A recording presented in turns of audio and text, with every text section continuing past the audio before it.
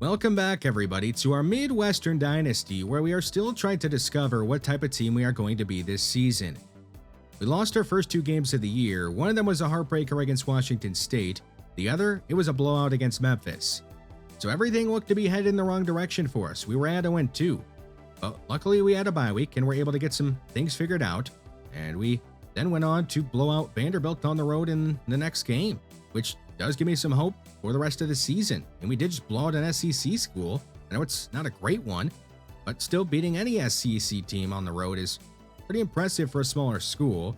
We'll see if we can carry that momentum into this game against FCS Northwest. I think this will be the perfect game to get a player like Darrell F. into, who is right now being redshirted. We do not want to burn the red shirt, but he could still play in 4 games this year. And it's a chance for us, to look at an exciting player who's going to be a big part of our future with his elite development potential. The hope is that we can get some good work out of Jordan Bryant and all the veteran players on our team early, and then have them exit with a big lead. And then we will be able to put in players like Darrell F. who are redshirted right now, and have other players who are not redshirted play even more that are underclassmen, like Eric Lamb, who's had a slow start to the season. Speaking of slow starts to the season, DeMarcus Perkins has just 2 tackles in our first 3 games of the year. He was a big part of our defense last season, and we really need him to get going. So we'll see if he can have a big game here against FCS Northwest, the Sharks, as we are facing 3rd and 13 on our opening possession of the game. Fry is going to have a man come open. That is CJ Carter, as he's going to go out of bounds up at the 40-yard line. There is Jordan Bryant in the backfield. He's going to go off right tackle, and he's got spaces across midfield and brought out the 45 of the Sharks. Only 4 carries and 35 yards for Jordan Bryant in our last game, but it got out of hand in a hurry. Here is Fry on 3rd down, connecting with Devin Glover, and Midwestern is going to be in the red zone as Glover is brought down to 13. Out of the I formation, Avery Sizer is off the left side. He's going to run a man over and make it goal to go as he's rallied to and brought down to the 3-yard line. He is still out there on 2nd and goal. He takes the handoff right up the middle, and he's in. His 2nd touchdown of the season, and he showcases some great vision on it, as a huge hole got opened up the middle, and the play was not supposed to go up the middle. But he made that cutback and scores the touchdown. FCS on offense, but not for long, as DeMarcus Perkins is able to get to Austin Chaney, the quarterback for the Sharks, and end their drive. Midwestern already in plus territory. Here is Darrell F. getting his first touch in college football. He's going to spin off a man and pick up an exciting 5-yard gain on his first touch of his career. He remains in the game on 3rd and 7. Fry facing a 3-man rush. He's going to dance around in the pocket. Now he's going to scramble up the middle and wisely slide down and not risk turning the ball over by making a dumb throw. From the Sharks 35, we go back to Darrell F., who is going to take this trap play inside and go down at the 21. So it's been a successful first couple of touches for F. in his first ever game. A fake to him on 3rd and goal from the 4. Fry extending the play under pressure. He's going to make a throw moving to his right, and he throws it right to a defender to get picked off. I thought this throw was going to go to the back pylon, but I made the throw late, and it goes to a defender instead because Nick Shields had already started to work his way back to the ball. The Sharks are trying to capture momentum. Chaney backing into his own end zone. He's going to be hit by Andre Okoye, and they rule it a fumble that the Sharks do recover to have a chance to punt the ball away. A great play, though, by the true freshman Andre Okoye. We kicked a field goal to make it 10-0. The Sharks will get a strike at midfield. A deep ball is going to be caught by McGowan. Their tight end is going to torch Jimmy French, who is a redshirt player right now. But we have him in the game, and he gives up the big play. 3rd and goal from the 1. Here is Edward Reed shooting a gap and stuffing the run. A loss of 4 is going to force the Sharks to kick a field goal. 10-3 with 2 minutes to go in the half. A blitz on the way. Fry is going to go deep over the middle, and Nick Shields will make a tough catch and get a big gain as he's down across midfield. Good job by Forrest Fry to not let the blitz affect him. He's going to go over the middle again, and that is Nick Shields again.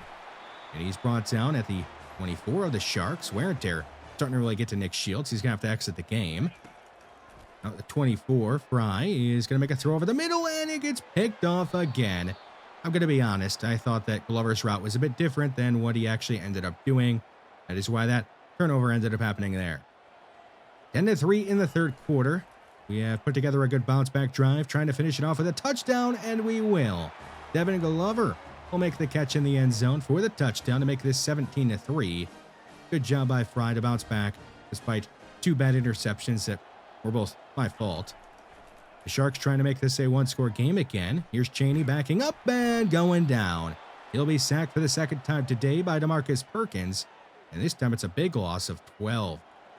At their own 43, they're going to call a screen, and it is going to be a disaster for him. DeMarcus Perkins makes his fourth TFL in this game, and it's a loss of 4. You really want to avoid giving up big plays on 3rd and long. They could be momentum changers, and we do avoid giving up the big play. A nice pass breakup by Byron Washington on 3rd and long is going to force a punt on 4th and long. Getting late in the third quarter, left in at running back to start the drive. He gets around a defender, cuts inside, and allows a couple of good blocks to happen. Him and Avery Sizer have both shown some very good vision, and they look like they'll be a really nice 1-2 punch at running back in the future. Here is Webb heading to his left. He is into the open field, and he's gone. He's going to take it 51 yards for his first touchdown ever in his first game ever. And he is putting on a show. It's going to be tough to only put him into 3 more games this year, isn't it? 24-10, getting late in the fourth quarter. Fry is going to go underneath. To left will make the catch. Juke a man out. Spin off another defender. He's still going. Inside the 30. And he's brought down at the 20. Darrell left. Continuing his great play. With that pass and with that completion, Forrest Fry goes over 1,000 passing yards on the year.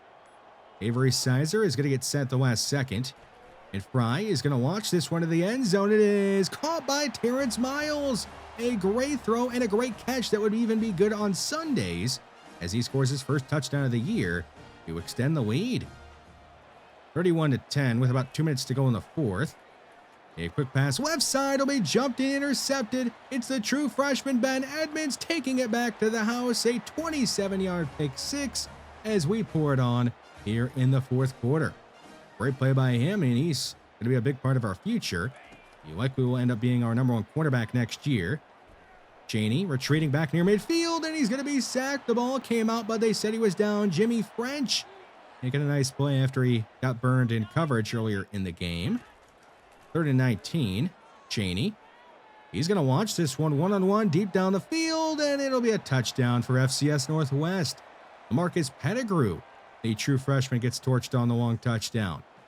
So we may have given up the long touchdown there at the end of the game, but we do end up winning 41-17, and we are now back to 500 and are 2-2 on the year. The player of the game, that's got to be Darrell Leff, the true freshman who is currently redshirted, put on an absolute clinic out there. We already talk enough about the veterans on this team, so let's talk about some of the younger guys instead. Jimmy French and Andre Okoye both got to the quarterback, and that was great to see. Just don't drop Jimmy French into coverage, apparently. Taylor Sanzenbacher, he's been playing well off the bench, and he did well again here. 6 tackles and 2 TFLs. Ben Edmonds, he's got an interception in back-to-back games and nearly has a pick 6 in back-to-back games. He barely missed out on one in the Vanderbilt game. Forrest Fry, the 2 interceptions are my fault that he threw, but overall it was not his best game, especially considering the competition we were going up against, and the play of the offensive line was at its best so far this season. Darrell F., he was the star of the show though. 8 touches, 151 total yards. He looked like an absolute star in the making. So DeMarcus Perkins, he is the first ever player in Midwestern history to win a national award. I know it's only a Player of the Week award, and it was against lesser competition, but he had a great game. 4 TFLs, 2 sacks, and 5 solo tackles. The hope is that he could carry the momentum from this game into the rest of our season, because he was off to a rough start like we talked about before the game. But this game, maybe it can springboard his season. Darrell Leff, he is a star in the making, like I said. 8 touches, 151 total yards. He just looked so explosive out there, and he is going to be really good in the future. I know a lot of you guys probably want me to break the red shirt and start playing him, but we're not going to do that. He will still be able to play in 3 more games this year. I don't know which games we're going to be putting him out there in, but he is definitely going to be on the field as much as we can put him on the field while still preserving the red shirt. Sitting at 2-2 this season, we are back at 500, which is great. But now we have to take on our toughest opponent on paper this year. That would be Kentucky, who is at 3-1, and they are a much higher overall than we are, and a higher overall than Vanderbilt, who we did beat pretty handily on the road. This is one of our last home games this year. We only have one more after this, and we have a big visit scheduled. John Good, he is our number one prospect or recruit on our overall big board, and we really do want to get him. Midwestern with the ball to start the game. They are at their own 35. Jordan Bryant on a stretch. He runs right by a defender, has the first down, and is going to go out of bounds at the 43 of Kentucky. Already 33 yards for Jordan Bryant on this opening drive. He's not out there on second down. A pump fake by Fry, and he's going to take a sack. You can't really blame the offensive line for that one. Nobody got open. That'll go down as a coverage sack, in my opinion. You can't blame the offensive line for every single sack. Third and long, yeah, could blame him there if a sack would have happened because Ramirez just whiffed on his block. But the throw got made, and it's going to be incomplete because Joey Hammer couldn't make a tough catch. He was probably the most open player on that play. Kentucky across midfield, and somehow they're going to get a screen to work. Andre Okoye tried his best to not let that happen, but it ends up going for a first down. 3rd and 4 at the 24. Jamarian Wilcox. He's going to take it right side and run right by Byron Washington. He looked really slow on that play. Looked like a snail. Man, Jamarian Wilcox must be really fast. 3rd and 13 for Midwestern, who now trail by 7. They are in danger of going 3-and-out, and they will. Another coverage sack. This Kentucky defense is putting this Midwestern offense in a headlock early. 10-0 Midwestern on offense again after a field goal from Kentucky. Here is Avery Sizer getting upended at the end of the play. And he's going to be marked down at the 40. 3rd down. Bryant back in the game. He'll go to his right, and he's going to be clipped, slowing him up, and it'll just be enough to not let him get the first down. Sizer out there on 4th and short. We bring in the big power back. We're going for it, and we're not going to get it. Jarrell McMullen whiffed on his block, and to make matters even worse, Brian Ramirez, he's going to be called for a holding. So had we got the first down, it wouldn't have mattered anyway. We turned the ball over on downs, though. In Kentucky, they have a chance to add on. 3rd down. Vandergriff is going to spin and be hit as he went to go by Okoye.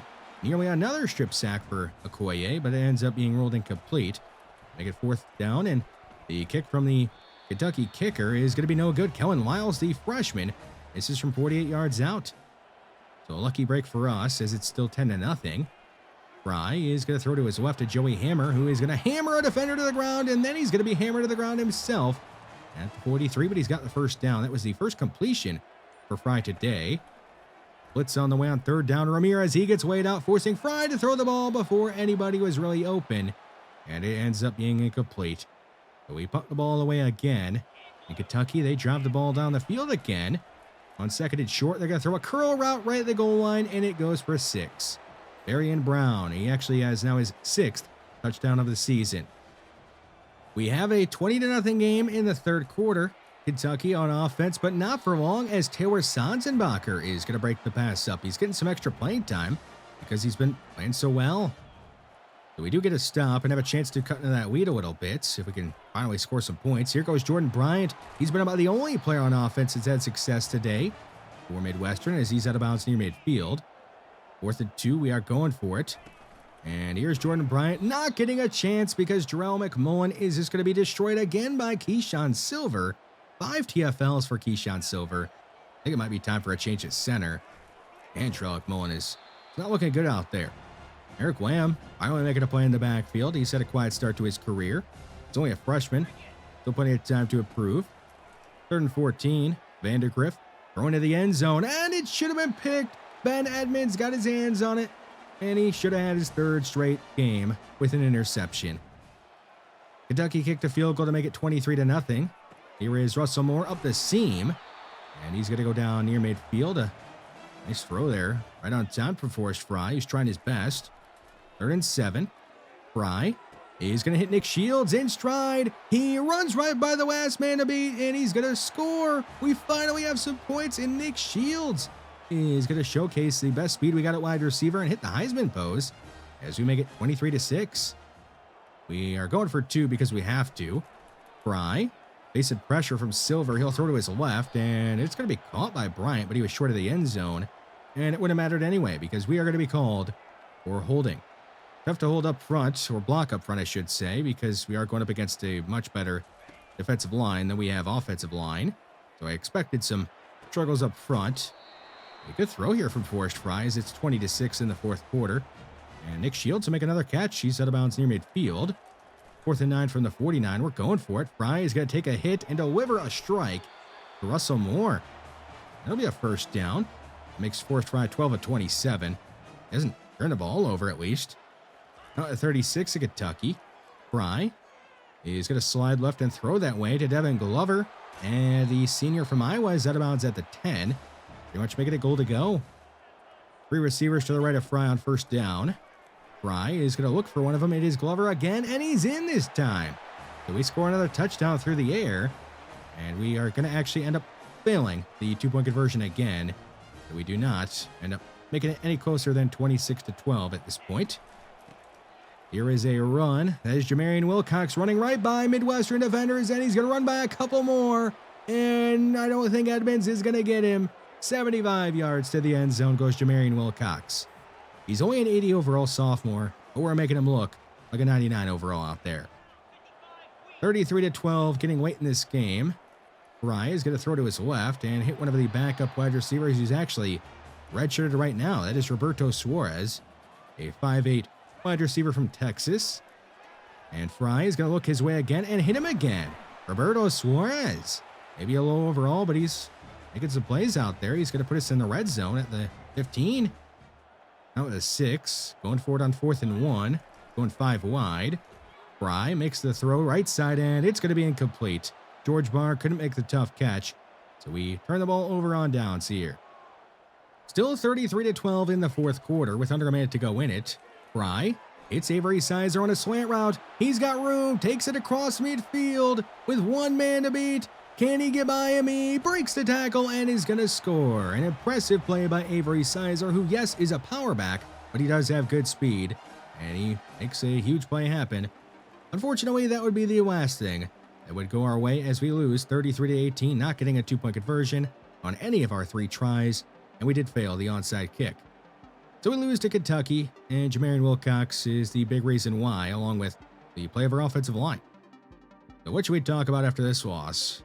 It was expected. Didn't really expect to win this game. Kentucky's a better team. The defense at least did better in the second half. I know we gave up a huge run to Jamarian Wilcox, but overall in the second half, the defense was a little better. Now the offense, we got some positive to take away there. Forrest Fry did not turn the ball over a single time. He threw 3 touchdowns and had the most passing yards he's had in his young college career. Avery Sizer showed that he's more than just a power back. Got some okay hands and has good speed. Nick Shields looked really good out there. 5 catches, 94 yards, and a touchdown. And Roberto Suarez, he contributed weight. Also Jordan Bryant, he showed that he is good enough to compete against bigger schools. We did not get a commitment out of John Good. He is a sliver away from committing to us, so I expect him to commit to us here very soon. He's got 90 strength and really good athleticism, and we need offensive line help, so you can see why he is the #1 player on our overall board. Mike Ezeki, we have talked about him recently. He's a decent looking player. Minnesota is going after him, and they have offered a scholarship to him. So that means we are going to have to increase the amount of points that we put into Mike Ezeki. We're just not going to be doing that right away. We'll have to wait a week until we get some more points. Ahmad North, a player I just found. He's listed as a run-stopping athlete, but only has 64 blocks yet. He's got 87 speed and 73 zone. Could be a linebacker, could be a safety. Either way, we want him. He looks like a pretty good player. We're already #2 on his board and have a scholarship offered to him. Keelan Rowe, a cornerback, a JUCO junior, who's 6', 186 out of Florida. He's got 96 speed. We need bodies at cornerback, and I think he could actually play for us right away next year with that great speed. So we'll be going after him, and we'll probably climb the ranks of his top school list pretty quickly. Recruiting, it's going pretty well. Even though we don't have any commits yet, we are getting close to at least getting one, and getting a bunch of them here probably pretty soon. Taylor Sanzenbacher is having a very interesting year. I know his skill caps are not great, and he's never going to be an elite player, but he's already 4th on the team in tackles, and I've seen a lot of things to like when he's on the field. Decent in coverage, decent run stopper, just a jack of all trades, master of none. Might be getting him on the field even more here soon. Ben Edmonds. I know he dropped that interception that would have made it 3 straight games with a pick, but he's got 2 picks and leads a team.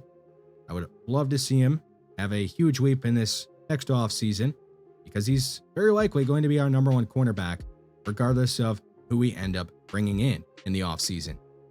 Nick Shields. I think he's jumped his way already up the depth chart, being our number 2 wide receiver. It hasn't taken very long. He's already the top receiver in terms of yards on the team, so not really a surprise to see him jumping up the ranks that quickly. He needs to work on the route running. That's something he can work on hopefully in the offseason, but he's playing pretty well out there. Roberto Suarez didn't have a ton of opportunities, but he made the most of his limited amount of opportunities. 2 catches, 42 yards, only out there for 5 snaps. And I think his future is something that I wasn't really expecting to be bright, but after seeing him out there for a couple of snaps, I think he could be a slot demon and be the replacement for Devin Glover in the very near future. So yeah, we are now 2-3 and done with our non-conference schedule. About to get into conference play in our next episode. Unfortunately, we will have 6 straight road conference games, and we are one of just 2 teams that only play 7 conference games. Everybody else plays 8, besides us in Western Kentucky for whatever reason. So that means that every conference game is going to be even more important for us in Western Kentucky. Hopefully we can get off to a good start in conference play in our next episode. Thanks for watching this one, and I will see you in the next one.